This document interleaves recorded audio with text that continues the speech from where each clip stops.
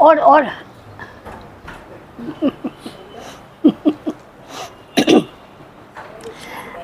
आजच्या समासाचं आपलं नाव आहे अखंड ध्यान निरूपण. क्षणभर आपल्याला वाटेल की हे कसं शक्य आहे. आपल्याला सवयच आहे की आपल्याला चटकन ज्याचा अर्थ कळतो ते आपण खरं मानतो. असं वाटतं हे अखंड ध्यान असं कसं शक्य आहे. आणि समर्थांना तरी शक्य होतं का. एवढा मोठा प्रवास केला, 12 वर्ष देशपर्यटन केलं, काय काय गोष्टी केल्या आणि त्याच्यात काही त्यांचं अखंड ध्यान झालं आहे का. मग काय असेल अखंड ध्यान निरूपण. तर समर्थांचा नेहमीचा एक विषय असतो की जी मंडळी समर्थांचा म्हणजे आळसावर फार मोठा राग आहे. आळशी मंडळी समर्थाला आवडत नाहीत. त्यामुळे समर्थ जी आळशी मंडळी आहेत या आळशी मंडळींना स्वार्थ वाढतो. म्हणजे काही न करता आपल्याला काय मिळेल इकडे त्यांची प्रवृत्ती असते. ज्याचा स्वार्थ बळावलेला आहे तो स्वाभाविकच देहबुद्धीकडे वळतो. देहबुद्धी ज्याची जास्त आहे तो बहिर्मुखच असतो. बहिर्मुख हे सगळं अज्ञानाचं म्हणजे आळसाने जर सुरुवात केली, करंटेपणावनी जर सुरुवात केली तर याच्यामुळे हे सगळं अज्ञान आहे किंवा अज्ञानामुळे हे सगळं आहे अशा प्रकारचं साधारणपणानं करंट्या माणसाची लक्षणं असतात. आता जर उलट प्रवास केला की अज्ञानाचं ज्ञान व्हायला हवं. ज्याला ज्ञानप्राप्ती झालेला आहे तो अंतर्मुख होतो. जो अंतर्मुख झालेला आहे त्याची देहबुद्धी संपते. ज्याची देहबुद्धी संपलेली आहे त्याला आळस येतच नाही. अशा प्रकारे उलट्या प्रवासाचा विचार केला तर ते जे ज्ञान दूर होणं आहे हे ज्ञान दूर होण्यासाठी काय करायचं असा स्वाभाविकच प्रश्न. तर ज्ञान दूर होण्यासाठी बाहेर जायची जरुरी नाही. आत असणाऱ्या ईश्वराला ओळखणं म्हणजेच ज्ञान दूर होणं. ते ज्ञान दूर कसं करायचं तर अखंड ध्यानाने करता येतं. आता ध्यान म्हणजे काय तर समर्थांची आता या संबंध समासामध्ये व्याख्या मिळेलच आपल्याला ऐकायला. पण थोडक्यात सांगायचं झालं तर समर्थ आज आपल्याला सांगणार आहेत की सगळ्यांच्यामध्ये ईश्वर आहे ना. मग त्या सगळ्यांच्यामध्ये असणाऱ्या ईश्वराला ओळखलं की ज्ञान होणं आहे. पण आता आपल्यावर राग करणारी माणसं, ज्यांच्याशी आपलं जमत नाही, जे काहीतरी चुकीचं वर्तन करतात, अगदी राग येणारीच गोष्ट करतात, तर त्यांच्यावरती कसं काय आपण त्यांच्यातला ईश्वर बघायचा असं स्वाभाविक सामान्य तुम्हाला वाटेल. समर्थांचं म्हणणं असं आहे की तेवढा विषय सोडून त्या माणसामध्ये पण ईश्वर आहे असं सतत विचार करणं म्हणजे अखंड ध्यान करणं. मला वाटतं आपल्या मनात प्रश्न असतात ना त्या प्रश्नांची उत्तरं समर्थ देत असतात. मागच्याच वर्गामध्ये हा प्रश्न निर्माण झाला होता की आपण असं तर तसंच आहे की सगळ्यांच्यामध्ये असणारा ईश्वर आपल्याला शोधायचा आहे आणि तो ईश्वर ओळखणं म्हणजेच अखंड ध्यान निरूपण करणं. मग जीवामध्ये म्हणजे कुठल्याही जीवामध्ये आपण आता फक्त माणसांचा विचार करतो कारण त्यातल्या त्यात आपल्याला राग माणसांचाच येतो. एखादा कुत्रा आणि मांजर काही वागलं आपल्या हातात काय आहे. हो, कुत्रा भुंकला आपल्या हातात काय आहे. फार तर आपण आपला त्रास झाला तर त्याला बाजूला करू किंवा त्याला काय खायला प्यायला घालायचं असं घरातला ओरडला तर त्याला खायला प्यायला घालू. या पलीकडे आपण काय करणार. पण माणसं जेव्हा चुकीचं वर्तन करतात, आपल्याला न आवडणारं करतात, त्यावेळेला आपल्याला राग येणं हा मनुष्य स्वभाव आहे. आणि समर्थ आपल्याला सांगतात की सर्वांमध्ये परमेश्वर आहे.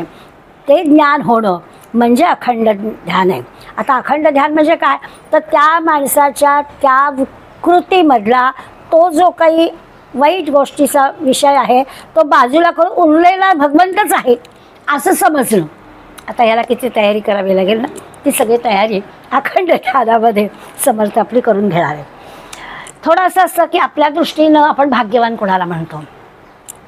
असं जर कोणाला विचारलं किंवा आपण एखाद्या माणसाचं वर्णन करतो, एखाद्याला लॉटरी लागली समजा किंवा त्याला काहीतरी गबाड मिळालं काय भाग्यवान आहे हो. भाग्यवानाच्या कल्पना म्हणजे आपल्या सगळ्या भौतिक सुखाच्या कल्पना असतात. 2 बेडरूमची जागा होती आता 4 बेडरूमची घेतली काय भाग्यवान आहात, छान जागा मिळाली तुम्हाला. सगळ्या भाग्याच्या ज्या गोष्टी असतात त्या सगळ्या या भोवताली असतात. संतांची आणि समर्थांची भाग्यवानाची व्याख्या वेगळी आहे. संत या श्रीमंती गोष्टींना काही भाग्यवान म्हणायला तयार नाही आहेत. त्यांचं म्हणणं अंतःकरणामध्ये भगवंताचं स्थान सतत ज्याच्या असतं तो भाग्यवान आहे.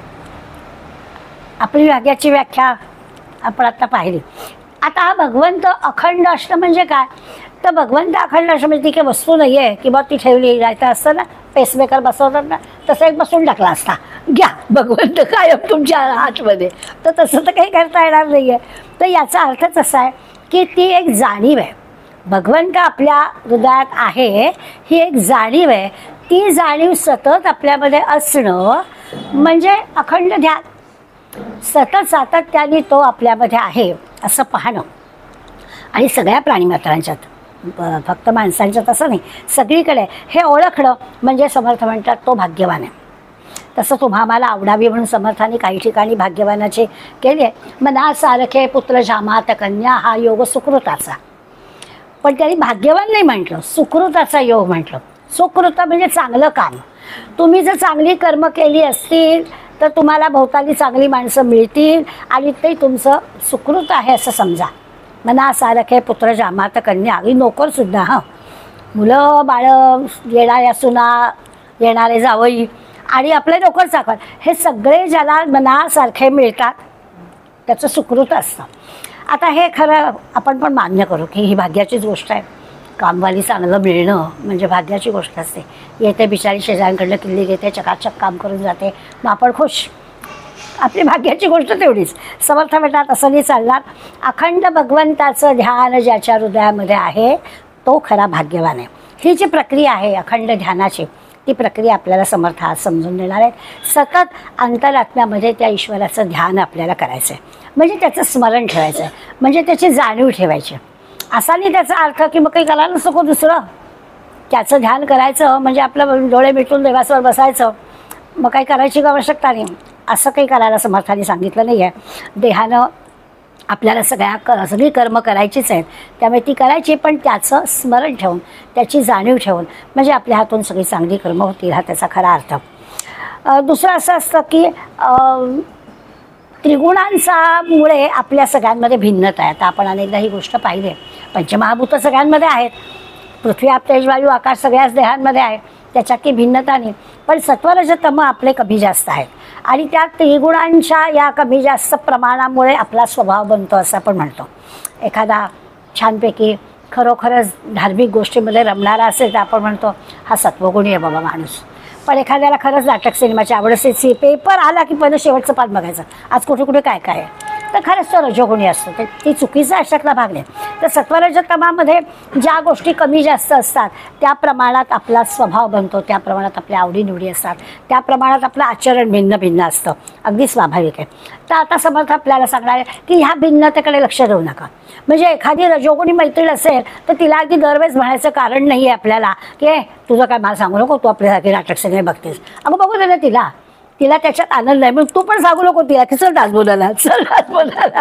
असा त्याचा खरा म्हणजे अर्थ की भिन्न भिन्न गुण असतात, त्या गुणांप्रमाणे माणूस वागत असतो आणि त्याप्रमाणे तो वागला तर आपण प्रत्येकाच्या अंतर्यामी ईश्वर आहे. तो ईश्वर आपल्याला ज्या पद्धतीनं आपलं गुण गौरव करतोय, ते गुण वाढवतोय, त्याप्रमाणे आपली वृत्ती बनते, त्याप्रमाणे आपला स्वभाव बनतो, त्याप्रमाणे आपल्या आवडीनिवडी बनतात, असं ठेवावं. पण आपण लक्षात घेताना सगळीकडे तो ईश्वर आहे, त्या अंतरात्म्याचे खूण, त्याचं अखंड ध्यान अखंड भान ठेवावं असं ते सांगतात. आता हे जे अखंड भान म्हणजेच खरं तर अखंड ध्यान. तो ध्यान शब्द वापरला की आपल्याला असं वाटतं की काही नाही, आता भ्रूमध्यामध्ये चित्त एकाग्र करायचं, डोळे मिटून घ्यायचे आणि मग ध्यानालाच बसायचं आणि मग ते ध्यान लागलं तर ठीकच आहे, नाहीतर मग कुकरच्या शिट्ट्या पण ऐकू येत आहे, दाराची वेल पण ऐकू येते आहे, सगळं काय काय होतं आहे, तर हे कसं झालं आहे ध्यान असं वाटेल. पण ध्यान याचा अर्थच मुळी भान असं आपल्याला घ्यायला पाहिजे की आपलं सतत त्या ईश्वराचं भान असलं पाहिजे. आता ही जी प्रक्रिया म्हणून आपण म्हणतो आहोत ती साधारणपणानं नैसर्गिकरित्या व्हायला हवी, स्वाभाविक व्हायला हवी. हे ओढून काढून आपल्याला करायचं नाही आहे. ईश्वराचं सतत स्मरण आपल्यामध्ये ठेवणं, अंतरात्मा आपल्यामध्ये जो आहे त्याला सतत आपल्याला ओळखता येणं, ही क्रिया सतत आणि नैसर्गिकरित्या स्वाभाविकरित्या झाली पाहिजे. आता स्वाभाविकरित्या म्हणजे कशी व्हायला पाहिजे? एकीकडे आपण म्हणतोय की भिन्न भिन्न स्वभावाचे आहेत सगळे, जे काही त्रिगुणांचा विचार केला तर आपले वेगवेगळे गुण आहेत आपल्याजवळ, सत्वरजतमाचं प्रमाण वेगवेगळं आहे आणि त्यामुळे आपण या सगळ्या गोष्टी वेगवेगळ्या आहेत. तरी देखील आपण त्याचं सतत भान ठेवायचं, म्हणजे सगळ्यांमध्ये ईश्वरच आहे. तो रजोगुणी तमोगुणी असला तरी, रजोगुणी तर राहू देच, तमोगुणी जरी असला तरीसुद्धा, म्हणजे मला हल्ली फारच आमच्या लिफ्टचा त्रास होतो. त्रास अशा अर्थाने होतो सतत पंखा चालूच असतो.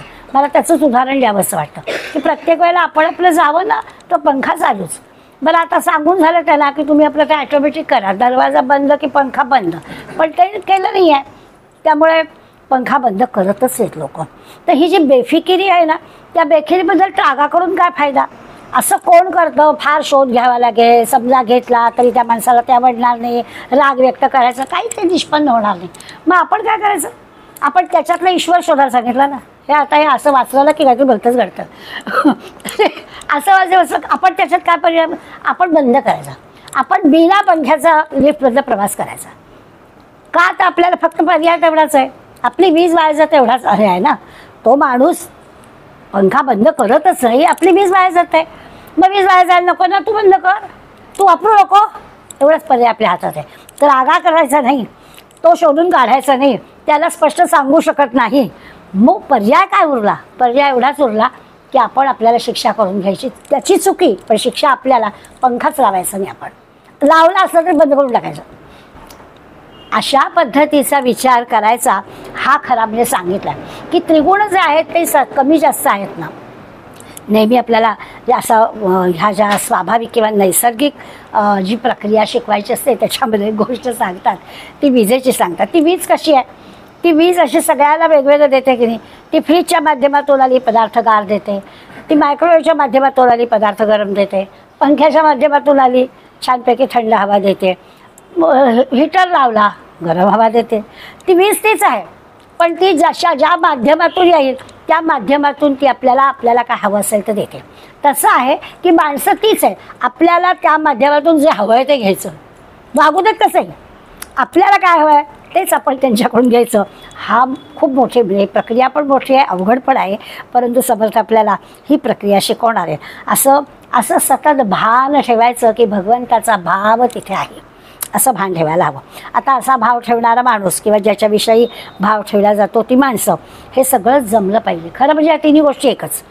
तो ईश्वराबद्दलचाच भाव, ज्या माणसाबद्दल ठेवणार तो माणूस पण ईश्वर, आणि आपण ठेवणार होतो आपला पण ईश्वरच. त्यामुळे खरं तर तीन गोष्टी नाहीच आहेत, सगळं एकच आहे असा त्याचा अर्थ. नेहमीच आपण त्रिपुटी म्हणतात, नाम पण तेच, नाम घेणारा पण तोच, नामी पण तोच.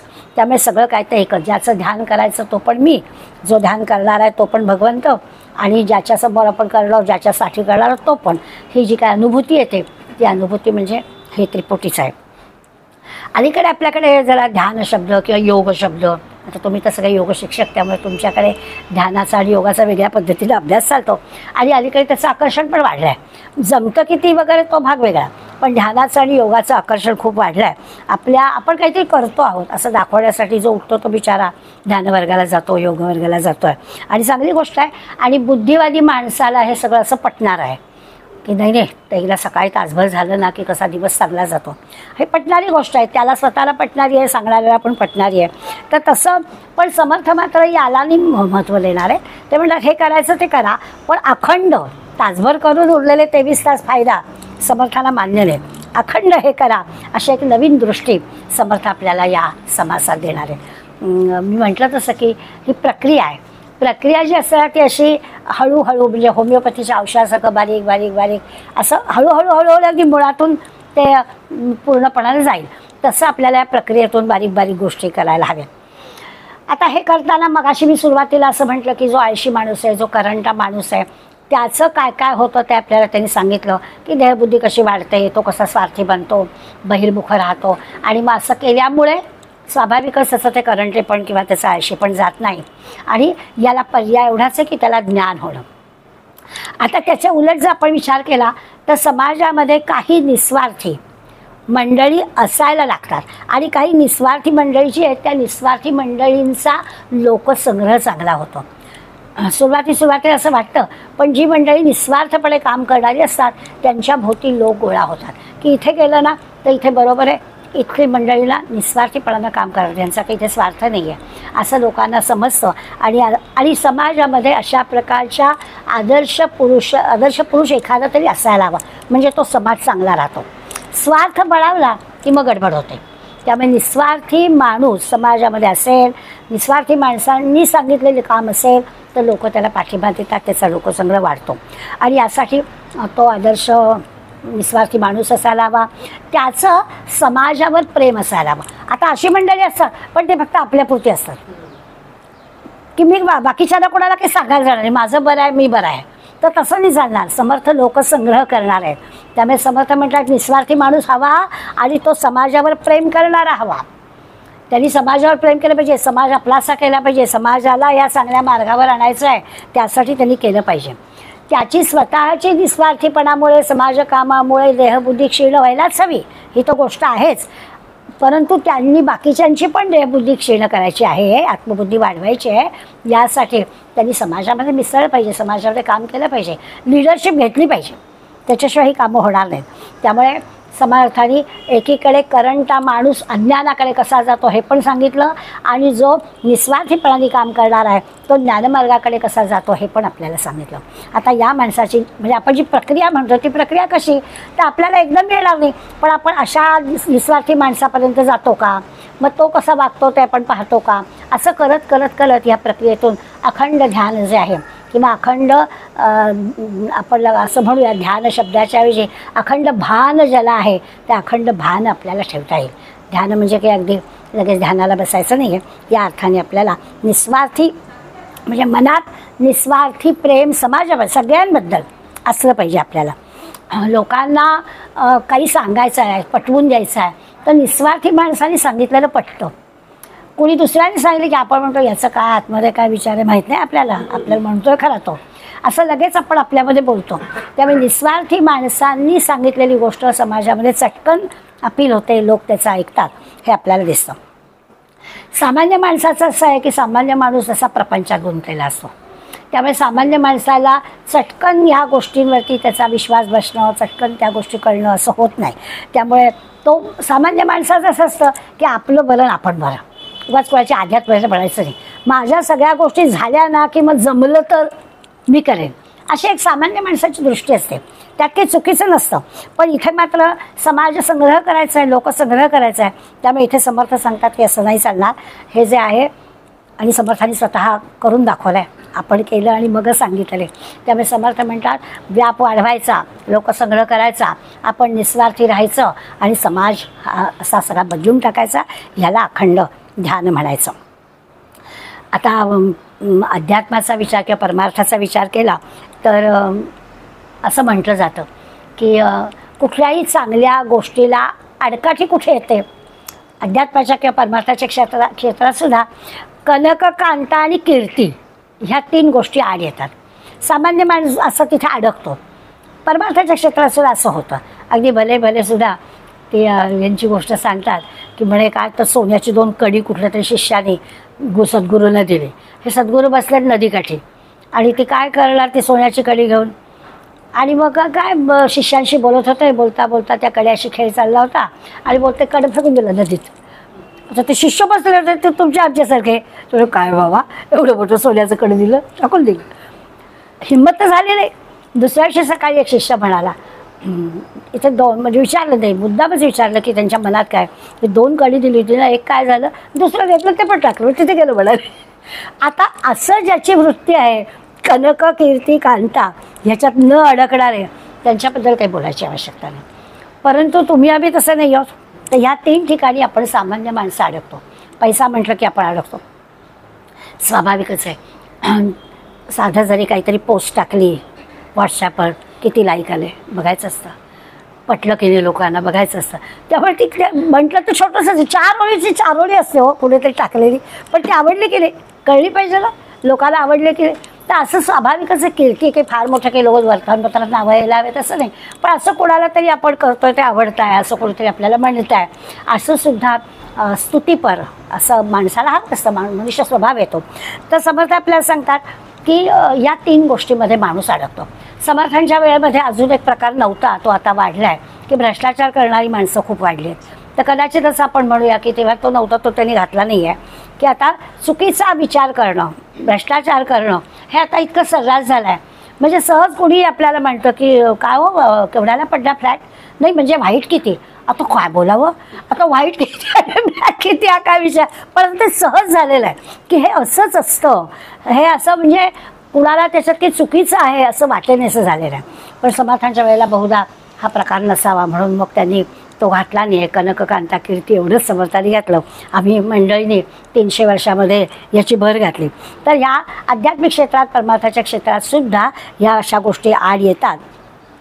आपल्यामध्ये आणखीन एक आड येणारी गोष्ट आहे, ती मात्र आपल्याला प्रकर्षाने, म्हणजे अध्यात्माच्या क्षेत्रात या सगळ्या गोष्टींवर आपण मात करू असं समर्थ आपल्याला सांगतात की हे कनक कांता कीर्ती, आत्ता जसं उदाहरण दिलं तसं आपण करू की ह्यातलं मला काही नको आहे.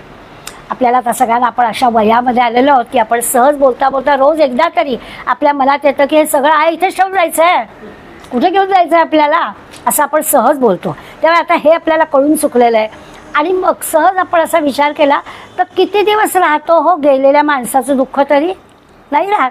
म्हणजे तसंही काही मोठं आपण असणं आणि नसणं याचा फार मोठा काही परिणाम होणार नाही आहे. असं काही आपलं नाही आहे की आपलं फार दिवस लोक दुःख करत बसतील. त्यामुळे हे सगळं आपल्याला माहिती आहे की काही इथे राहणार नाही आपलं, असं नेहमी आपण सहजपणानं बोलतो. पण तरी देखील समर्थ आपल्याला एक जाणीव करून देणार आहेत की मग जिवंतपणी ह्या सगळ्या गोष्टीची जर जाणीव आपल्याला झालेली आहे, त्यामुळे आपण भ्रष्टाचार करणार नाही, कनक कांता कीर्तीमध्ये आपण अडकणार नाही. अशा एका वयाला किंवा अशा एका समजुतीला किंवा 14 दशकातल्या 8व्या समासापर्यंत अभ्यास केल्यामुळे इथपर्यंत आलो आहे असं म्हणायला हरकत नाही. पण तरी देखील अजून एक अशी गोष्ट राहिली आहे की तिथून मात्र अजून आपण सुटलो नाही आहोत. ती म्हणजे समर्थ आपल्याला सांगणार आहे की परनिंदा आपण करतो. दुसऱ्याबद्दल चांगलंच बोलणं, आता चांगलं असलं तर बोलणार ना, समर्थांना काय म्हणालं नाहीच आहे तर कसं बोलणार, पण समर्थ म्हटलं टाळा ना, परनिंदा करू नका. मी कदाचित मागे सांगितलं असेल, आज मला आठवण परत झाली म्हणून सांगते. आम्ही एकदा उपनिषदांचा अभ्यास करायचा असं ठरवलं, एक 4-5 मैत्रिणींनी. आणि आपले हे भातखंडे इंग्लिशचे प्राध्यापक सायनेकर सरांकडे आम्ही गेलो. आणि ते तिकडे लांब राहायला गेले ना, गावणपथावर. पूर्वी इथे भास्कर कॉलनीत राहत होते तेव्हा जाणं व्हायचं, मग लांब राहायला गेले. तर म्हटलं ठीक आहे आता आपल्याला करायचं आहे ना अभ्यास, मग लांब ते लांब, म्हणून आम्ही शहाणपणा करून 4-5 जणी गेलो. आणि मग सरांना भेटलो. सर म्हटलं सर आम्हाला तुम्ही उपनिषद शिकवा. तर अरे अगदी सर हसले, नुसते कमी बोलतात सर, त्यामुळे नुसतं स्माईल दिलं. मग परत आम्ही त्यांना म्हटलं सर अहो या गोष्टी ना कोणीतरी शिकवाव्या लागतात, शिकवल्याशिवाय येत नाही. तर तरी पण ते हसले. आणि मग आम्ही फारच मागे लागलो, म्हणजे अजून होकार नाहीच लागला, बरं या असं म्हणेच राहत. त्यामुळे म्हणजे काय यांच्या मनात आहे, आम्ही आपल्या आडून म्हटलं मग सर काय केव्हा कुठला दिवस तुम्हाला सोयीचा, कुठल्या दिवशी आम्ही येऊ, आठवड्यातून एकदा येऊ का 2दा येऊ वगैरे वगैरे आमचं बडबड चालू होते. तेव्हा ते म्हणाले की तुम्ही एवढ्या MA BEd झालेल्या सगळ्या प्राध्यापिका शिक्षिका, तुम्हाला काय करायचं आहे शिकवून, तुम्हाला मी पुस्तकांची नावं सांगतो, तुम्ही तुमचा अभ्यास करा, काही अडलं तर फोनवर विचारा. तरी पण आम्ही पुन्हा आग्रह की नाही सर असं कसं चालेल, तुम्हीच आम्हाला शिकवायला पाहिजे, हे असं नुसतं वाचून येत नाही हो, असं आम्ही सगळं सांगितलं.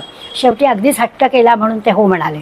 आणि त्यांनी आम्हाला पहिल्या दिवशी एक गोष्ट सांगितली, उपनिषदांचा अभ्यास करायचा असेल तर स्वतःबद्दल चांगलं बोलायचं नाही, दुसऱ्याबद्दल वाईट बोलायचं नाही, आणि दुसऱ्याबद्दल तिसऱ्याला काही सांगायचं नाही. आली का पंचायत.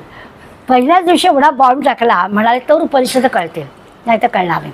आपल्याबद्दल काहीही चांगलं कोणाला सांगायला जायचं नाही.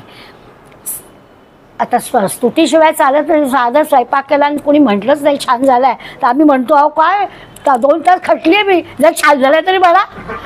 इतकी बारीकशी आमची इच्छा असते, ते सगळं सोडून द्यायच्या इच्छा.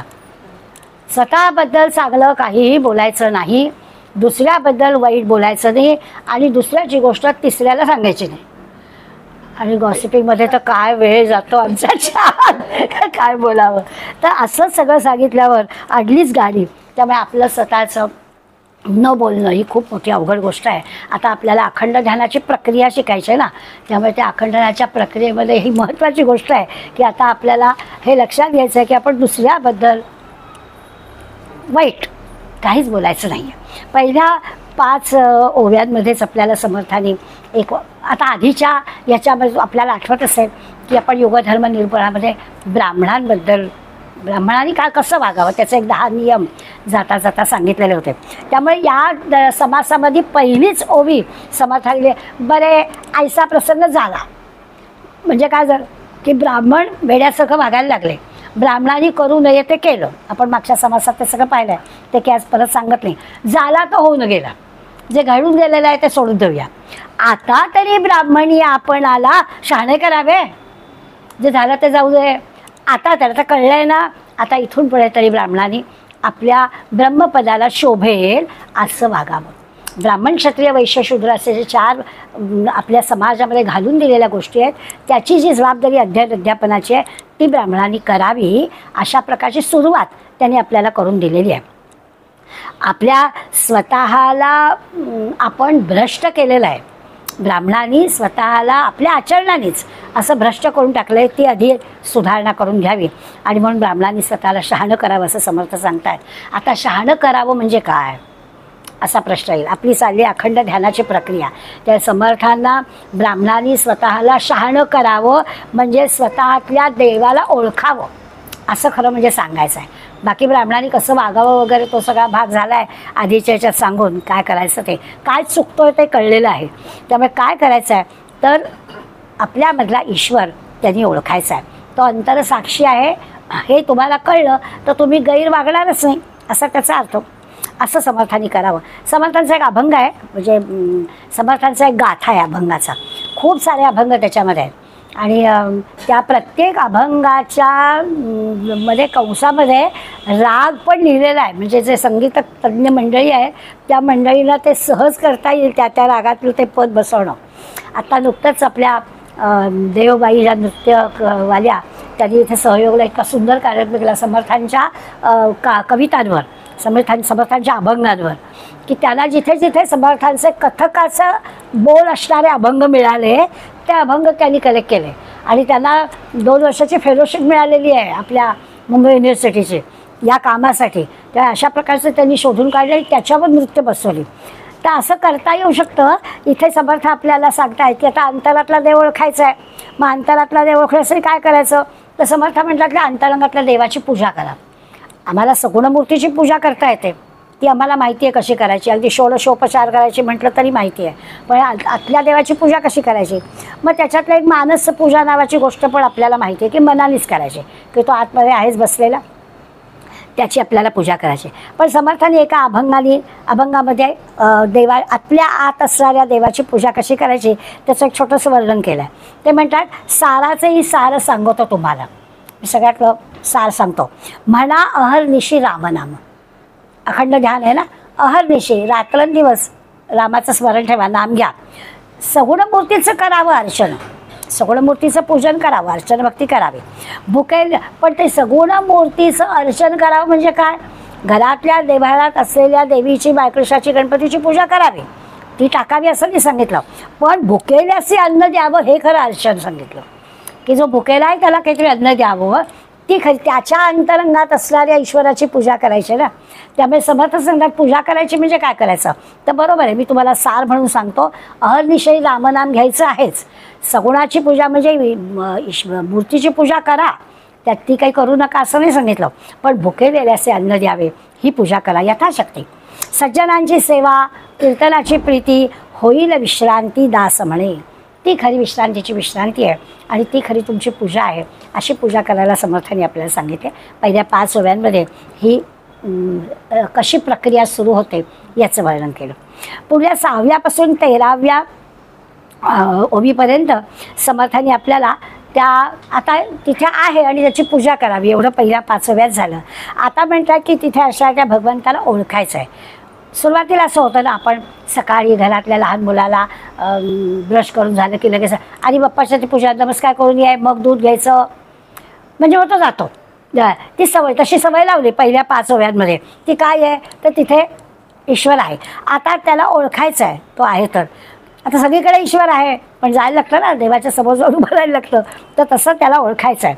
त्यामुळे तो आत्मा कुठे राहतो तर आपल्या देहामध्ये राहतो आणि त्या देहात राहणारा त्या आत्मा या सगळ्या 10 इंद्रियांच्या करवी काम करून घेतो.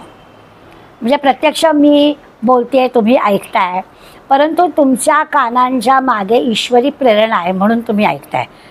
माझ्या जिव्हेच्या मागे ईश्वरी प्रेरणा आहे म्हणून माझी जिव्हा भगवंताचं समर्थांचं हे समाज सांगते. त्यामुळे आपल्या आपल्या ज्ञानेंद्रिय कर्मेंद्रियांकडून होत असणारी कामं ही भगवंत आपल्या या इंद्रियांच्या द्वारे करून घेतोय, या भगवंताला ओळखायचं.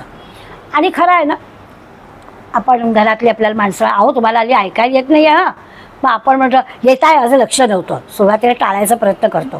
पण मग अगदीच जेव्हा असं सारखेच लोक बोलायला लागतात तेव्हा मग जातो. मग तर कान आहे, पण तरी श्रवणाची जी काही आतून असणारी गोष्ट आहे त्याच्यात काहीतरी बिघाड झाला आहे, मग ते यंत्रसुद्धा लावलं जातं तरीही नीटपणे ऐकायला येत नाही. मग लक्षात येतं की ती जी आतली ईश्वरी शक्ती आहे ना तीच काम करेनाशी झाली. असा आपण त्याचा अर्थ लावतो की नुसत्या कान जागेवर आहे, ती आतली जी काही यंत्र आहे त्याच्याबद्दल सुद्धा जेवढं काही माणसाच्या बुद्धीने करण्यासारखं होतं ते पण सगळं करून झालेलं आहे, तरीही आम्हाला ऐकायला येत नाही. मग म्हणतो त्या तिथे जी शक्ती ईश्वराची जी प्रेरणा असायला हवी ती प्रेरणा नाही आहे, त्याला आपल्याला ओळखायचं आहे. इंद्रियांच्या द्वारे तो भगवंत आपल्याकडे काम करून घेतो आहे. प्रत्येक जीवामध्ये तो एकच एक अंतरात्मा आहे, अंतरात्मा वेगवेगळा नाही आहे, प्रत्येक जीवांमध्ये आहे. सगळीकडे तो या पद्धतीने काम करतो आहे. प्रत्येक कृती, अगदी आपलं चालणं बोलणं हसणं सगळ्या गोष्टी हा तो करतो आहे. मग कधी कधी आपली असणारी माणसं किंवा आपली नसणारी माणसं आपल्याला कळतं ना, हा आपला हा परका असं सगळं, किंवा अगदी किडे मुंग्या श्वापदं पशु पक्षी या सगळ्यांच्या बाबतीत जर विचार केला तर या सगळ्यांच्या बाबतीत आपल्या लक्षात येईल की सगळ्यांच्यामध्ये तोच एक ईश्वर आहे. अशी सवय आपल्याला करायची. म्हणजे पुढल्या 7 ओव्यांमध्ये आधी भगवंताला कुठे आहे ते सांगितलं अंतरात्म्यात, आणि मग तो ओळखायचा कसा, तर फक्त आपल्यामध्ये नाही तर या सगळ्यांमध्ये तो आहे, कारण तो ही प्रेरणा देतो. असा क्षणभर आपण असा विचार केला ना तर आपल्या लक्षात येतं की खरंच आहे, असं इथे की बसावं आणि छोटे छोटे छोटे पक्षी आपल्याला इथे दिसतात. काय चाललेलं असेल त्यांच्या जीवाचं, अखंड त्यांची जी काही चाललेली आहे तेवढासा काय बारीकसा कण त्यांना मिळत असेल कुठल्या तरी फुलावर टोच मारल्यावर मधातून, आणि तेवढाच तो घेऊन कुठेतरी जात असेल आपल्या पिलाला भरवायला. हे अखंड सारखं चाललेलं असतं, आणि हे सगळं चाललेलं असतं. ही प्रेरणा त्यांना कोण देतं की या फुलावर बस, या ठिकाणी जा. कुठेतरी आपण भाकरीचा तुकडा पोळीचा तुकडा ठेवतो, कसा तो कावळा येतो आणि त्यालाच बरोबर कसं कळतं की या ठिकाणी हे ठेवलेलं आहे. हे जे सगळं आहे आपण त्याला आपल्या दृष्टीने हे लावतो की त्यांना वासाची हे जास्त आहे, त्यांना दृष्टी चांगली आहे, अशा निरनिराळ्या गोष्टी आपण आता शोध लावून म्हणतो. पण मुळात दृष्टी चांगली असू दे, त्याला वासाचे हे चांगलं असू दे, आत असणारा ईश्वर ही प्रेरणा देतो आहे असं त्याला ओळखायचं, असं ते आपल्याला सांगतात. हे सगळ्या प्राण्यांमध्ये हे आहेच आहे. पुढल्या 14 ते 23 ओव्यांमध्ये समर्थ निरनिराळ्या प्राण्यांमध्ये असणारी ही जी जाणीव आहे, मग कधी कधी आपण त्याला चैतन्य म्हणतो, आत्ता म्हटलं तसं ईश्वर आहे असं म्हणतो, त्याच्यावर हा सगळा आपला व्यवहार चालतो आहे. ही गोष्ट खरी आहे की सगळ्यांमध्ये ती ईश्वराची प्रेरणा आहे आणि त्याच्यामुळे सगळं जग चाललेलं आहे. आणि हा अनुभव तर प्रत्यक्ष आपण घेतोच आहोत. कधी कधी आपल्याला अनुभव येतो बघा की आपल्याला मन सांगत असतं की उठ, पण शरीर आपल्याला हालचालच देत नाही, नको 10 मिनटं चालेल अजून. ही जी काय आपली द्विधा मनस्थिती असते ना की शरीर आपलं म्हणत नाही आणि मन मात्र म्हणत असतो की गजरांना उठ. आता इथे कुणाचा विजय होणार ह्यावर पुढली गोष्ट अवलंबून असते. तर मन इतकं चंचल आहे की मग चालेल जा 10 मिनटं, एवढं काही नाही, 7:30ला कुठे येतात, 7:45 लोक येतात, असं जर मी म्हटलं की मग काही शरीर मला म्हणतं की हो आडवी. पण त्या शरीराला जर हलवायचं असेल तर मनात काय विचार यायला पाहिजे, नो उठ, काय करायचं नेमकं तुला, असं त्या मनाला सांगावं लागतं. आणि हे जे मनाला सांगणं आहे हे पशु पक्षी कीटक प्राणी यांच्यामध्ये तर आहेच, पण आपल्यामध्ये ती ईश्वर शक्ती जास्त आहे. भगवंताने आपल्याला ही प्रेरणा खूप चांगल्या पद्धतीने दिलेली आहे. हा जो जगदात्मा याला आपल्याला प्रसन्न करून घ्यायला हवं. आणि तो एकदा प्रसन्न झाला की आपल्या सुरुवातीला जे म्हटलं की निस्वार्थी एखादा तरी माणूस समाजामध्ये लागतो, त्याच्या भोवती लोक गोळा होतात. तर असं जे करणारे असतात म्हणजे खरं ज्यांच्यामधला ईश्वर सगळीकडे भरलेला आहे हा ज्याला कळलेला असतो त्याच्या भोवती माणसं येतात. देव वर्ततो जगदांतरी, म्हणजे दुसऱ्याच्या अंतरातला देव ज्याला ओळखता येतो त्याचं स्वाभाविकच त्याला देव ओळखता येतो याचा अर्थच देवानी पण त्याला ओळखलेलं असतं, असा त्याचा खरं म्हणजे अर्थ. आणि सज्जनांच्या मधला देव आपल्याला मान्य आहे हो, पण आता समर्थाने आपल्याला असं सांगितलं की दुर्जन असला तरी त्याच्यामध्ये सुद्धा देव आहे असं ओळखायचं आहे. इथे मोठी आपली गडबड होते. आपल्या माणसांमध्ये देव ओळखायला सगळं आपल्याला मान्य आहे, चांगल्या माणसामध्ये देव ओळखायला सगळं आपल्याला मान्य आहे, आपल्याशी वाईट वागणाऱ्यांमध्ये सुद्धा देव आहे असं ते आपल्याला सांगतायत. तिथे आपली थोडी गडबड होते, पण आपल्याला ते त्याचीच प्रक्रिया ह्या अखंड ध्यानातून आपल्याला ते समोरचं शिकवणार आहे. आता अंतरंगातील देवाकडे लक्ष द्यायचं आहे तर ठीकच आहे. त्या व्यक्तीच्या किंवा त्या प्रसंगानुरूप किंवा त्या स्थानाच्या ठिकाणी आपण ती गोष्ट तेवढ्यापुरती करायची सुरुवात करूया असा त्याचा विचार, की अगदी प्रत्येक वेळेला सगळं जमेल असं नाही. शांतपणानं एखाद्या माणसाच्या कृतीचा आपल्या दृष्टीने आपण जरा चुकीच्या कृतीचा विचार करायचा आणि ठरवायचं ना की तिथे पण ईश्वर आहे. आणि मग हळूहळू आपल्या लक्षात येतं की आपल्याला ते हलकं व्हायला लागतं. आधी राग असतो. इमिजिएट जी गोष्ट आपली प्रक्रियेची असते ती काय असते, तो रागच असतो की हा असं वागलाच कसं असं आपलं असतं. पण आता आपल्याला कळेल की आपण जर त्यामध्ये ईश्वर आहे असा विचार करून जरा थोडा आपल्या मनाशी शांतपणाने विचार केला, हळूहळू त्या जो रागाचा पारा असतो ना तो हळूहळू कमी व्हायला लागतो. आणि मग असं लक्षात येतं की अरे ठीक आहे, तो त्याच्या पद्धतीने वागला, आपल्याला काय, आपण कशाला स्वतःवर परिणाम करून घ्यायचा, अशी सुरुवात होऊ शकते. आणि म्हणजे मनातलं जे दुःखाचं खेदाचं जे मूळ असतं ना ते मूळच आपण काढून टाकायचं. म्हणजे मग आपल्याला दुःख होते. आपल्या दुःखाचं कारण दुसऱ्याची चूक असते, आपल्या रागाचं कारण दुसऱ्याची चूक असते. आता मुळातलीच ही जो गोष्ट आपण मान्य केली की तो ईश्वरच आहे, तर आपल्या दुःखाचं आपल्या खेदाचं कारण हळूहळू कमी होतं. त्याच्यासाठी समर्थ आपल्याला एक आठवण देतात की पृथ्वी आप तेज वायू आकाश आपल्या सगळ्यांमध्ये आहे. म्हणजे जलतत्व आपल्या सगळ्यांमध्ये आहे. सध्या उन्हाळ्याचे दिवस आहेत, ते पाण्याचं हे कमी झालेलं आपल्याला चालत नाही, त्यामुळे आपण अधिक पाणी प्या असं सगळ्यांना सांगतो. असं त्या पाण्याचं महत्त्व आपल्याला की वेगळं नाही. आता हे पाणी कशामध्ये असतं असा जर विचार केला तर जलतत्व हे सगळीकडे आहे. अगदी अमृतासारखं आपल्याला अतिशय जवळचं आहे, गरजेचं आहे. ते विष असतं ना, त्या विषामध्ये पण जलतत्व असतं. म्हणून समर्थ आपल्याला आठवण करून देतात की असं सगळीकडे असतं. त्यामुळे वाईट माणसाच्या मध्ये असणारी जो काही त्याची ती वृत्ती आहे त्याच्यामधून ते जे काही त्याची कृती बाहेर पडली आहे त्याचा राग आपण कशाला आणायचा. विषामध्ये पण जलतत्व. पाणी म्हणतं का असं की मी त्या विषात नाही बाबा मी जाणार, मी फक्त अमृतात सरबतात आपल्या ह्याच्यात दुधात तिकडे फक्त मला तिथे नका घालू, ते म्हणलं कुठेही न्या. तसं आहे, तो ईश्वर सगळीकडे आहे. त्यामुळे त्या वाईट माणसामध्ये सुद्धा तो आहे. त्याच्या कृतीचा, त्याच्या प्रवृत्तीचा, त्याच्या वागणुकीचा आपल्याला आपण त्रास करून घ्यायचा नाही असं समर्थ स्पष्टपणानं आपल्याला सांगतात. आता ही पण गोष्ट मोठी अवघड वाटणारीच आहे. शिवाजीराव भोसले यांनी ब्राह्मण शब्दाचा अर्थ केला आहे. म्हणजे आता जसं आपण मगाशी पहिली ओवी बघितली ना की ब्राह्मणांनी काय करावं, तर झालं ते झालं, आता तरी ब्राह्मणांनी स्वतःला शहाणं करावं असं त्यांनी म्हटलं ना. पण शिवाजीराव भोसल्यांनी जागर नावाचं त्यांचे 2 खंड आहेत. आपलं बरीच वर्ष झाली, म्हणजे आपल्या तरुणपणाची गोष्ट असेल, रोज सकाळमध्ये एक त्यांचं पान यायचं आणि त्याचं नंतर ते 365 असे 2 खंड केले जागरचे. साधे रोजचे विषय, पण त्या रोजच्या विषयामध्ये असा कुठलातरी संतांचा आधार घेऊन तो विषय आपल्यापर्यंत आणला. तसं शिवाजीराव भोसल्यांनी ब्राह्मण शब्दाचा अर्थ करतात. ते म्हणाले ब्राह्मण शब्द म्हणजे तप, जातीवाचक शब्द नाही, तर ज्ञानपूर्ण असं ज्याचं जीवन असतं, तपपूर्ण असं ज्याचं जीवन असतं त्याला ब्राह्मण म्हणायचं. अत्यंत पवित्र, अत्यंत चांगलं सज्जन माणसाचं जीवन म्हणजे ब्राह्मणाचं जीवन. ब्राह्मण घरात जन्माला आला म्हणून तो ब्राह्मण अशी नाही व्याख्या शिवाजीरावांनी केली, की ज्याचं तपपूत जीवन आहे, अत्यंत पवित्र जीवन आहे, ज्याचं वागणं अत्यंत आदर्श आहे, त्याला ब्राह्मण म्हणायचं. मग तो कुठल्याही जातीपंथाचा असू दे, कुठल्या जातीत जन्माला त्याचा काही नाही आहे. आणि मग त्याला समर्थांच्या ओवीचा त्यांनी आधार पण घेतला. भेटो कोणी एक नर धेड महार चांभार. समर्थ म्हणतात कोणी भेटू ते, महार असू दे चांभारच आहे, त्याचे जाणावे अंतर या नाव ब्राह्मण. थोडा बदल करून शिवाजीराव भजन म्हटलंय तरी तर ब्राह्मण कोणाला म्हणायचं, तर कोणी असू दे, कुठल्याही जातीत जन्माला आलेला असू दे, महार असू दे चांभार असू दे, कोणी असू दे, पण त्याचं जर अंतर तुम्ही लक्षात घ्या, तिथे जर ईश्वर असेल तर तो ब्राह्मण. आणि असं पाहायला गेलं तर मग आपल्याला आपल्या महाराष्ट्रामध्ये सगळ्या जातीमध्ये संत झाले. त्या संतांच्या मांदियाळीचा विचार केला तर आपल्याला कळेल की ते सगळे ब्राह्मण आहेत.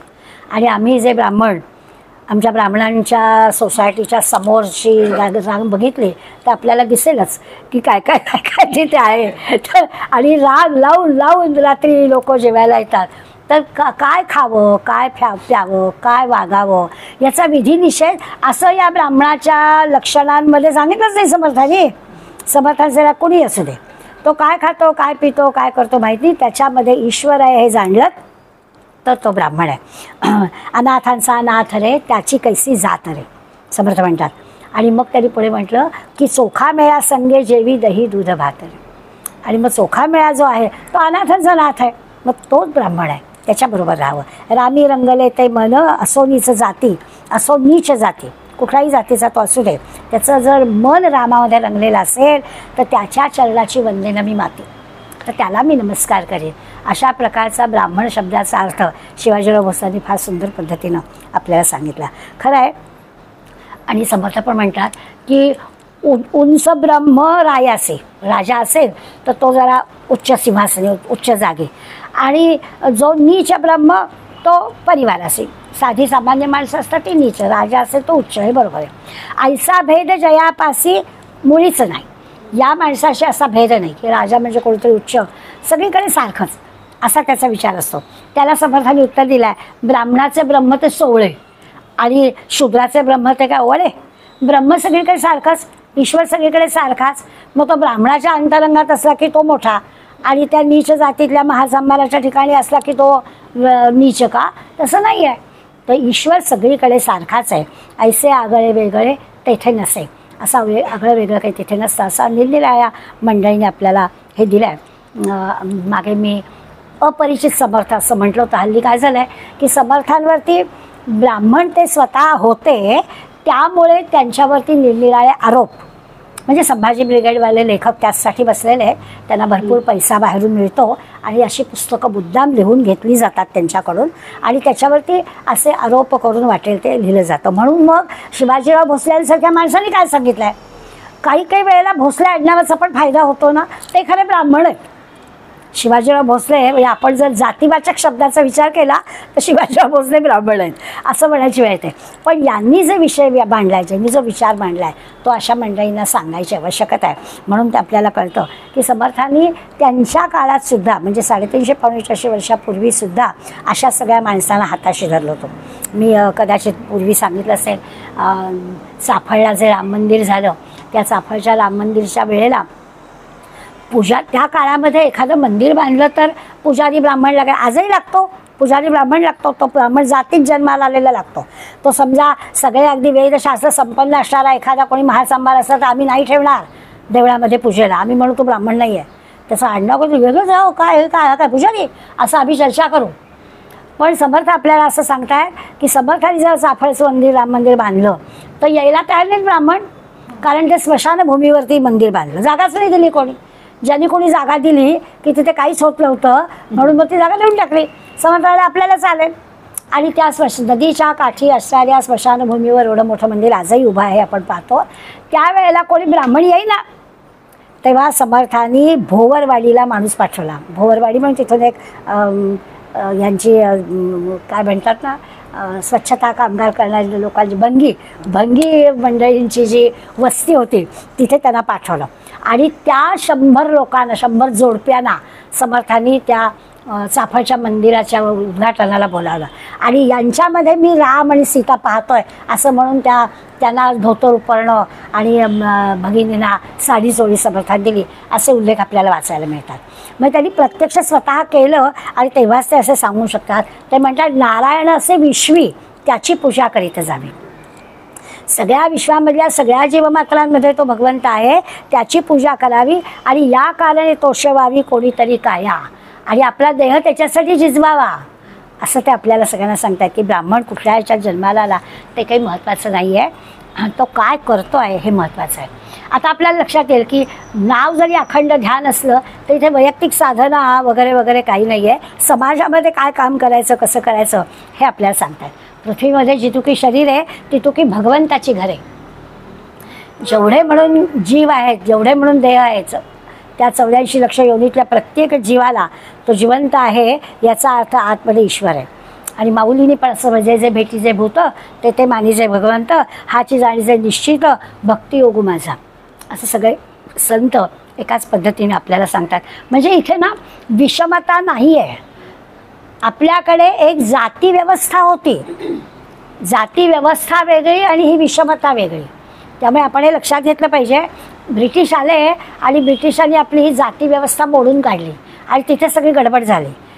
व्यवस्था असायला पाहिजे. जसं असतं ना की एखादं हॉस्पिटल आहे, त्या हॉस्पिटलमध्ये व्यवस्था असते की नाही, डॉक्टर असतो, असिस्टंट असतात, नर्स असतात, आया असतात, स्वीपर असतात, सगळी मंडळी असतात, ती कामं ती मंडळी करत असतात.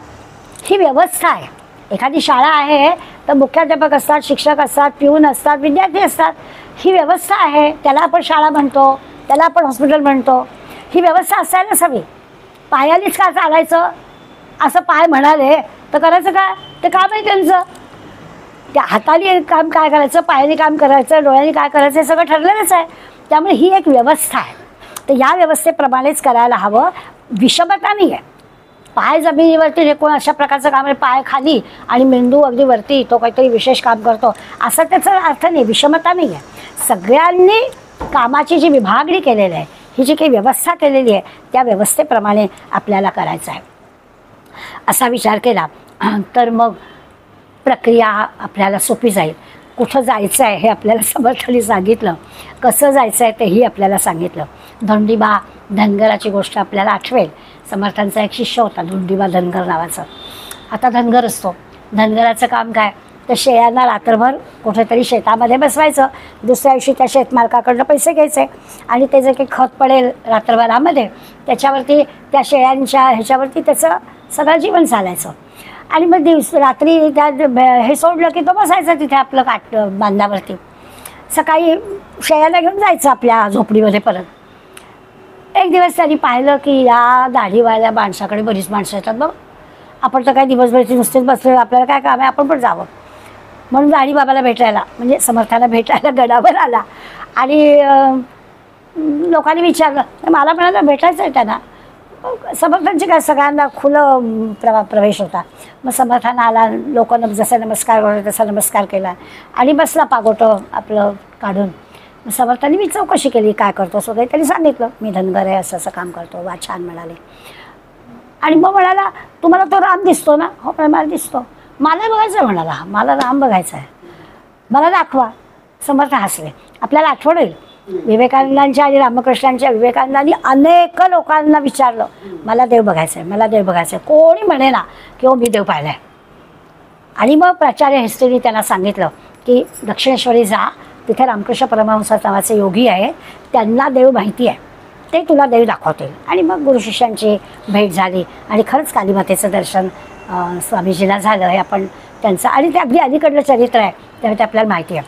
धोंडीबा धनगरांनी असंच विचारलं, आता याला जर सांगितलं अखंड ध्यान बसतं तर शेळ्या मेंढ्या त्याची जी काही शेती ठरलेलं शेत ठरलेलं तिथे जावं, त्या इकडे तिकडे गेल्या तर त्याला हाकलून परत आत आणायचं असतं, तर तो झोपून चालेल का, ध्यान करून चालेल का? नाही चालणार. तर त्याला काय सांगायचं, रामनाम घे डोळे मिटून. मग आता त्याला सांगायची पंचायत आली. तर समर्थ म्हणाले तुला राम हवा आहे का? भेटेल ना म्हणाले राम.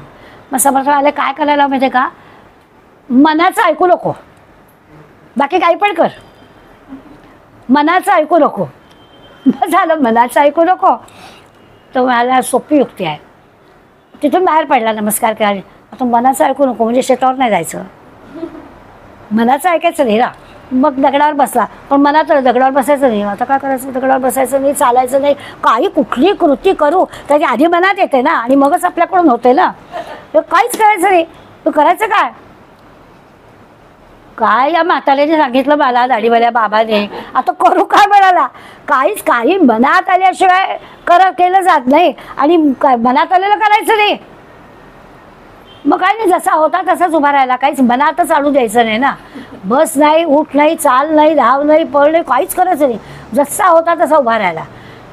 पण राम भेटायची माझी इच्छा होती आणि त्याला राम दिसलाय आणि त्यांनी मला सांगितलं की मनाचं ऐकू नको, तुला पण दिसेल. एवढ्या एका गोष्टीवर मात्र पक्की निष्ठा होती की दिसणार आपल्याला, मनाचं ऐकलं तर दिसणार. आता किती काय असाच असा उभा उभा उभा उभा राहिला आणि खरंच 24 तासांनी राम समोर उभे राहिले बाबा. आणि मला उघड नाही, त्या दाढी बाबाला घेऊन या. त्यांनी सांगितलं मनाचं ऐकायचं, डोळे उघडत पडचे, मनाचं ऐकायचं नाही. आता काय करावं असा. आता या कथा जे कीर्तनकार वगैरे प्रवचनकार सांगतात, आपण क्षणभर म्हणू काहीतरी आपलं रंगवून सांगतात, झालं हे असं काय घडतं का कधी, असे नाही. मुद्दा काय तर ही जी मनाची अवस्था आहे, मन उन्मन होणं जे आहे, या मन उन्मन होण्यासाठी त्या मनाला एकाग्र करणं. आता आलो अखंड ध्यानापर्यंत. आपण हे जे ध्यान करायचं म्हणजे काय करायचं तर त्या मनामध्ये या दुसऱ्या उर्मी येऊच द्यायच्या नाही. आपल्या मनामध्ये जे सारखं इकडे इकडे इकडे राहतोय आपण, त्या मनातल्या उर्मी सगळ्या गेल्या पाहिजेत. याच्यासाठी त्यांनी आपल्याला एक आपलं ज्याला म्हणतो ना, आपलं काय असतं ध्यानाला, टेन्शन ते मेडिटेशन असा सगळा आपला प्रवास असतो. तो मेडिटेशन पोहोचतच नाही, ते टेन्शन संपेल तेव्हा ते मेडिटेशन ना, आम्हाला सारखं तेच असतं. त्यामुळे त्या धनगराला त्यांनी पहिलं टेन्शन काढून टाकलं, त्याबरोबर त्याचं काम झालं आणि त्याला. पण ही सगळी जी काही एकंदर प्रक्रिया आहे म्हणजे खरी वेदांताची प्रक्रिया आहे, असं काही ध्यानाची प्रक्रिया म्हणजे काही साधी नाही आहे. पण ही थोडी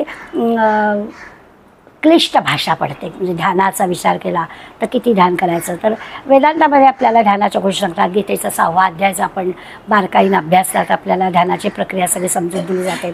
समर्थांच्या समोर 12-14 वर्षाची शिष्यमंडळी आहेत, त्यामुळे त्यांना असं खूप काही वेदांत, खूप काही क्लिष्ट गोष्ट त्या मुलांना सांगायचं नाही आहे. मग मला मुलांना निष्ठा वाढवण्यासाठी काय सांगायचं आहे, याच्यासाठी समर्थाने त्यांना सांगितलं की जे हृदयचे ते हृदय कळलं पाहिजे. आपल्याला जे काही सांगतायत आपले सद्गुरू ते आपल्याला पूर्णपणानं पटलं पाहिजे. समर्थ काय आपल्याला सांगतायत ते आपल्या हृदयामध्ये कोरलं गेलं पाहिजे, अशासाठी ते आपल्याला. आणि खरं आहे हृदयाची भाषाच सगळ्यांना कळते, पुस्तकाची भाषा आपल्याला नाही कळत. नाही तर काय एवढं आता पतंजली योगावरती एवढी पुस्तकं आहेत, काय करायचं ते वेगळं वेगळं शिकायला जाऊ, वाचावं की नाही समजत. तर हृदयाची भाषा हृदयाला कळते. जो कोणी असं सांगेल ना तर ती भाषा आपल्याला कळते. किती कळतं आपलं तर जाऊ दे, आपण आता बनचुके झालं, वय आपलं एवढं वाढलं आहे की आपण जर ठरवलं की नाहीच आपल्याला कळतं का बा, तर समोरचा किती सांगत असलं ते नाहीच कळणार, असं पण आपलं उलटं पण होऊ शकतं. पण लहान मुलाचं उदाहरण घेतलं तर कळेल की लहान मुलाला खरं अजून बोलता पण येत नाही, दुबक्यावरचंच बाळ आहे, पण तरीसुद्धा त्याला आपली आई अशी जवळून गेली आणि तिने नुसतं काही गालाला हात खुदकर हसतं की होते, काही अजून बोलता येत नाही आहे, हाक मारता येत नाही आहे, काही नाही आहे, पण ही जी हृदयाची भाषा आहे ती कळली आहे त्याला. अशी हृदयाची भाषा आपल्याला कळली तर आपलं कामच झालं. मग काही वेगळं अखंड ध्यानाच्या वेगळ्या प्रक्रियेत शिरायची आवश्यकता नाही. आपलं गंमत म्हणून आहे की इथे कहो ना प्यार आहे, काय कहायला वगैरे काय लागत नाही. हे सगळं आपल्याला सिनेसृष्टीत लागतं की असं सांगावं लागतं, की असं इथे सांगावं विगावं लागत नाही. खरं प्रेम जे आहे ते आपल्या वागण्यातून, आपल्या बोलण्यातून, आपल्या हृदयातून कळतं. आणि आता आणखीन एक पाऊल पुढे म्हणजे मौनातून कळतं, काहीच न बोलता. आणि ही गोष्ट आपल्याला पटते बरं का. एका ठराविक याच्यापर्यंत आपण काही काही सांगतो, पण आपण बोललो नाही तर त्या मौनाची भाषा कळते. आज काहीतरी बिनसलेलं दिसत आहे, काहीच बोललेलं नाही होत, तरी कसं कळतं, तर ही मौनाची भाषा कळते, हृदयाची भाषा कळते, मनामध्ये आपल्या तो विषय असला पाहिजे की आपलं काम झालं. असं काही वेगळं सांगावं लागत नाही, स्पष्टीकरण करावं लागत नाही, असं होतं. आणि अखेरच्या 25 ते 42 या ओव्यांमध्ये मग अशी मी उल्लेख केला त्या मानसपूजेचं महत्त्व पण समर्थांनी आपल्याला सांगितलं आहे की अखंड ध्यानामध्ये ही पूजा करावी, परंतु मानसपूजा जरूर करावी असं त्यांनी सांगितलं आहे. उपासना मूर्तीचं ध्यान करायचं किंवा ओंकाराचं ध्यान करायचं. आता आपण योगामध्ये ओंकाराचं ध्यान करतो, समोर ओम ठेवलेला असतो, त्याचं सगळीकडे आपल्याला ओमच दिसला पाहिजे असं आपण मनाने ठरवायचं आणि तसं ध्यान करायचं. असं ध्यान करणाऱ्यामध्ये हा जो मी आहे आणि ज्याचं ध्यान करावायचं आहे ते तो जो ओम आहे, हे सगळं वेगळेपणा उरतच नाही. ओमचं ध्यान करायचं म्हणजे काय करायचं, तर तो सगळीकडे ओम आहे, माझ्या हृदयस्थ पण ओम आहे आणि सगळीकडे ओम ओम ओम असंच भरलेलं आहे. असं मी आणि तो हा एकच होऊन गेलेलो आहे. अशी ही ध्यानाची खरं म्हणजे प्रक्रिया. ही एकदा साधली की ईश्वराचं दर्शन झालंच.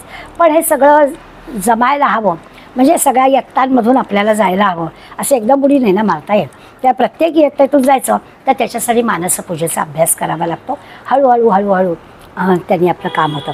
म्हणजे सगुण मूर्तीच्या ध्यानाच्या प्रक्रियेने सुरुवात करायची, नामाच्या माध्यमातून सुरुवात करायची. हळूहळू हळूहळू आपण ती मूर्ती डोळ्यासमोर. मग आपल्याला सांगितलं जातं आपण योग शिक्षक नेहमी आहे अशा पद्धतीचं घेता की लोकांना अशा मंदिरात न्यायचं, कुठेतरी नदीकाठी न्यायचं आणि असं मनाने कुठेतरी घेऊन जाऊन त्या ठिकाणी मनाला इतकं त्या मनाला ते चिंतन करायला पाहिजे की दुसऱ्या कुठल्या गोष्टी मनात येतच नाही. अशा प्रकारचा विचार आपण करतो. तेच त्यांनी आपल्याला इथे सांगितलं आहे की असं करावं. खरं तर समर्थांनी असं ध्यान म्हणजे तुटणारं ध्यान नाही होता कामा. ते जे ध्यान करायचं ते अशा पद्धतीने मानसपूजेच्या किंवा नामाच्या किंवा ओंकाराच्या माध्यमातून करावं, जसं ज्याला जमेल तसं, आणि डोळ्यासमोर ती प्रतिमा आणण्याचा प्रयत्न करावा. आपोआप ते ध्यान होईल. पण असं जे ध्यान आहे म्हणजे अर्धा तासाचं 40 मिनिटाचं ध्यान झालं की ते ध्यानातून बाहेर पण काढलं जातं की आता पुन्हा आपण आपल्या नेहमीच्या हॉलमध्ये आलो आहे आणि असं आपण सगळं सांगतो. तर समर्थ हे अशा प्रकारचं जे आपण ध्यान करतो याला कृत्रिम ध्यान म्हणतात. आपल्याला अखंड करायचं आहे ना, त्यामुळे लगेच सांगून टाकलं की हे सुरुवात बरोबर आहे, हे असं करावं. परंतु समर्थ सांगतात की अशा प्रकारचं जे ध्यान आहे त्याला परत आपल्याला जागेवर आणायला लागतं आणि त्यामुळे त्याला ते तुटणार असतं ना, तेवढ्यापुरतं 30 मिनिटाचं 40 मिनिटाचं असतं, त्यामुळे तेवढंच फक्त असतं. म्हणून याला तरी कृत्रिम ध्यान म्हटलं आहे. पण आपण जे म्हणतो ज्या ज्या ठिकाणी मन जाय माझे त्या त्या ठिकाणी निज रूप तुझे, मी ठेवी ते मस्तक ज्या ठिकाणी तेथे तुझे सद्गुरू पाय दोन्ही, असं जमलं पाहिजे की मी जिथे जाईन तिथे तू आहेसच. असं जमलं की ते अखंड ध्यान साधेल. ह्याला समर्थांनी शब्द प्रतीक ध्यान वापरलं आहे. म्हणजे ते कृत्रिम ध्यान आणि हे जे आहे ते प्रतीक ध्यान. मग अगदी म्हणजे विष्णूऐवजी त्याचं प्रतीक असणाऱ्या शाळीग्रामाचं जरी ध्यान केलं तरी पण चालेल, असं ते गमतीनं सांग कोणाचंही करावं. परंतु प्रतिकात्मक असं त्याचं ध्यान असावं, ते अखंड असायला हवं असा त्याचा अर्थ. तर अशा पद्धतीने हे केलं आहे. शेवटी ध्यानातला एक भ्रम तरी गंमत म्हणून सांगितलं आहे. भ्रम अशासाठी की आपलं काय सगळं आपण आपल्यावरून जग ओळखतो.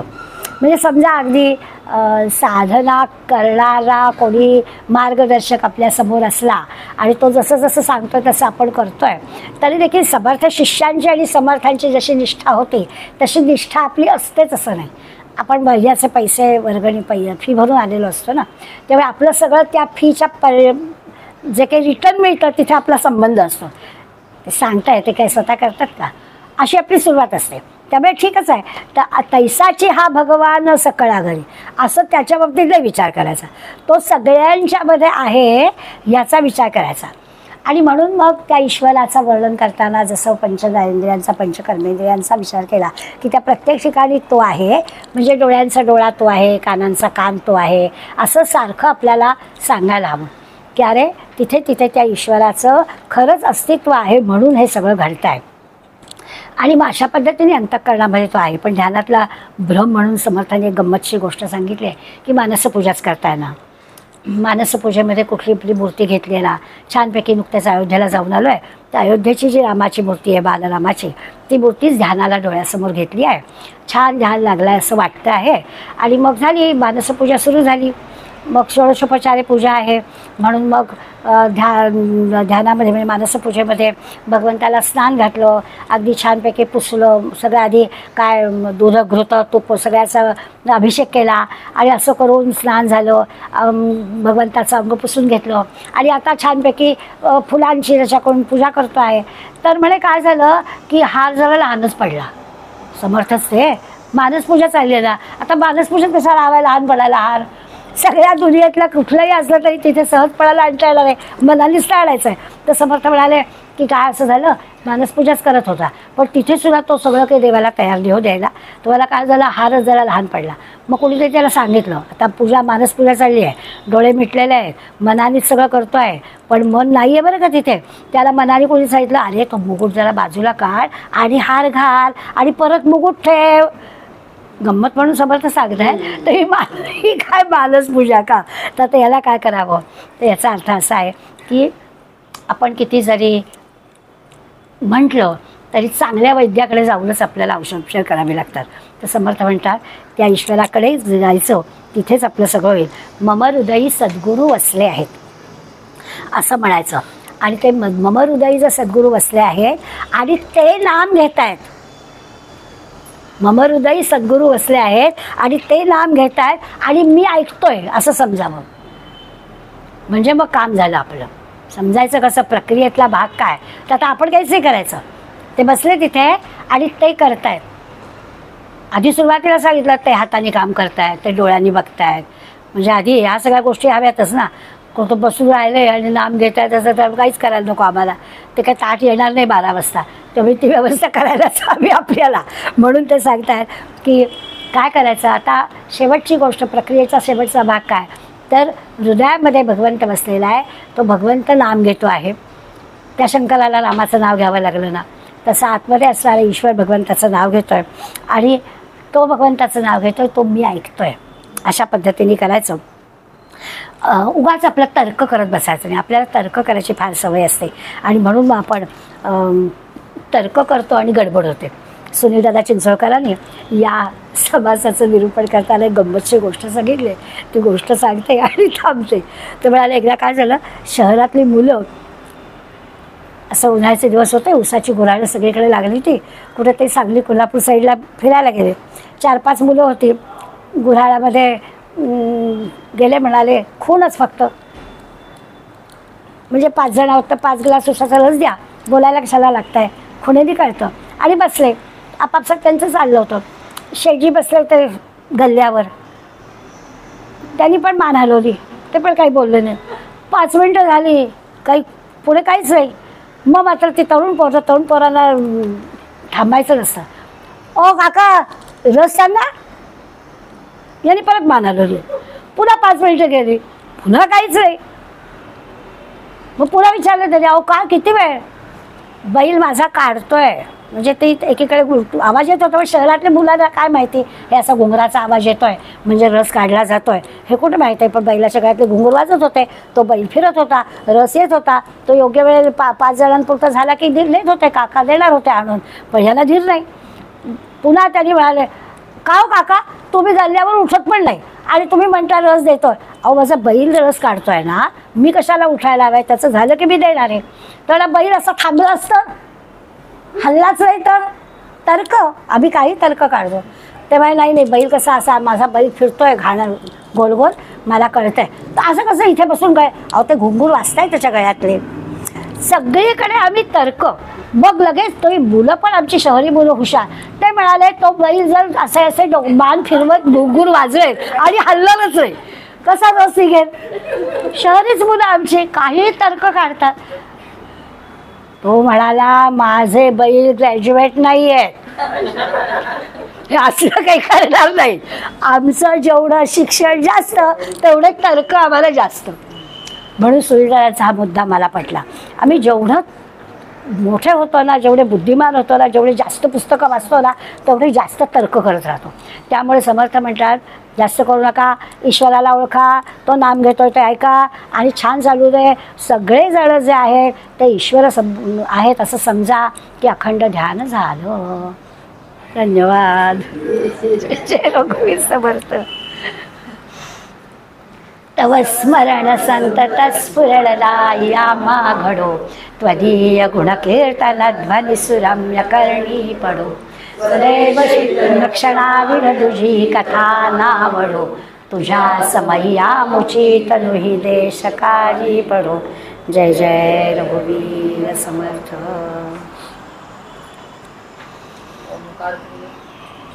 शरीर शांत, चालू असलेला श्वास